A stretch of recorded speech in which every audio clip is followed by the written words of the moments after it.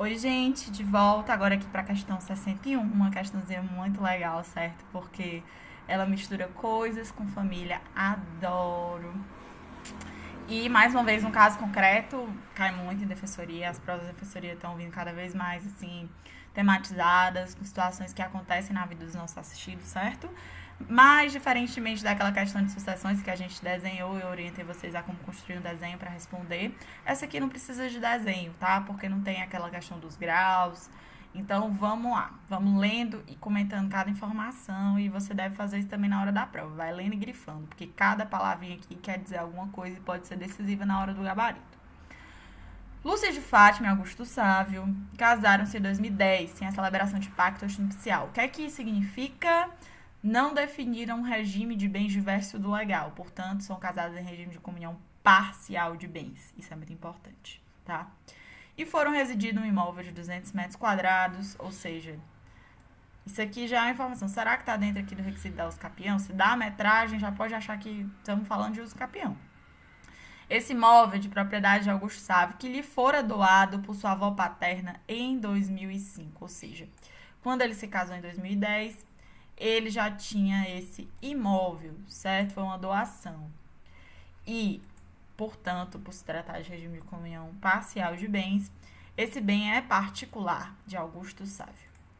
Em janeiro de 2016, Augusto abandonou o lar, razão pela qual Lúcia de Fátima passou a exercer posse mansa e pacífica, sem oposição, ininterruptamente, utilizando para fim de moradia. Lúcia de Fátima também não é proprietária de outro imóvel rural ou urbano. E aí a gente pensa logo aqui, né? Tem uso capião aqui no meio, né? Vamos analisar alguma coisa de uso capião. Pelas alternativas, a gente já vê que o que está em contexto é uso capião conjugal, uso capião familiar, uso capião do lar. Existem vários sinônimos. E aí, a gente abre aqui o artigo 1240-A do Código Civil, certo? Em que se enumeram os requisitos do uso capião do lar, da uso capião, do uso capião, tudo faz, do lar, certo? E aí a gente tem aqui o menor prazo do direito brasileiro para uso capião, que é de 2 anos, sem oposição, posse direta com exclusividade, né, em virtude do abandono, a metragem tem que ser de até 250 metros, mas aqui a gente chega no obstáculo, cuja propriedade dividia com o ex-cônjuge ou ex-companheiro. E muita gente se enrola nisso daqui.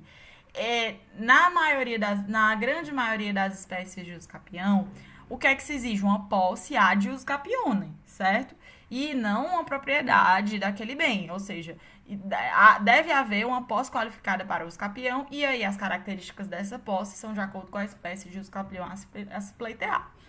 Mas, na uso capião conjugal, nesse prazo reduzido de 2 anos, a lei estabelece um outro requisito mais endurecido.